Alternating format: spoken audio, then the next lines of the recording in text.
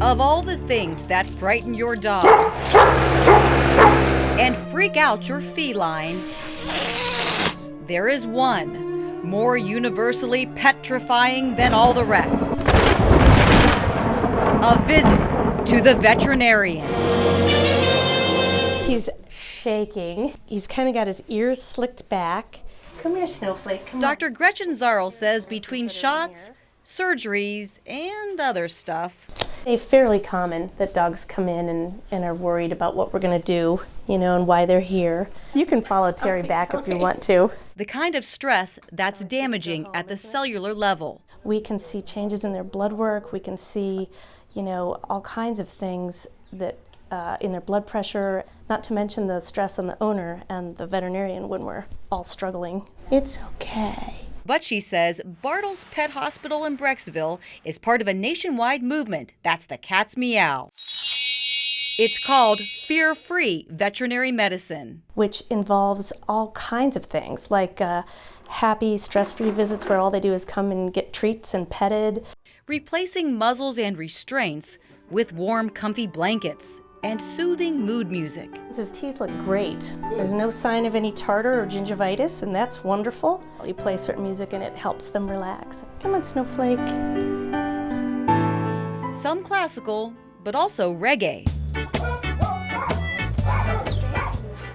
Physiologically, the music and the science behind it is real. And since dogs and cats have acutely more sensitive sniffers, they're also spritzing themselves, that's all it takes, the cages, and the clinic with special pheromones.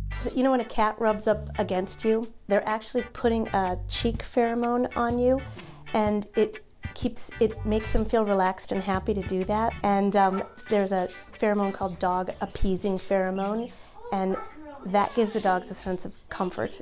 But Dr. Zarl says probably the biggest impact happens when the animal's near the end of its life, with fear-free euthanasia at home.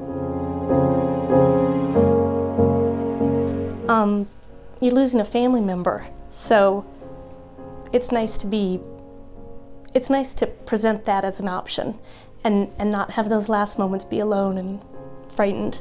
In their own bed, with a favorite toy, sometimes outside, or for one Labrador retriever. Mom arrived from the kitchen with the biggest bowl of bacon and eggs, and she said, I just want him to be having bacon and eggs when he goes. But it was really a special way for that owner and dog to say goodbye to each other. Turning a terrible situation into a cherished memory, says Paula Kramer, whose beautiful boy Simba also crossed the Rainbow Bridge at home after months battling a rare cancer. He was in his bed, in peace, with no pain, recognizing the voices around him, which is far better on the poor animal also. And for me and you and anyone who loves their pets. Compassionate care that's considered cutting edge right now. Bye-bye. Bye-bye. But just the beginning of what's to come, says Dr. Zarl, because loving your pet should never be scary. Pets are such a part of our family, and the focus is going to be more and more on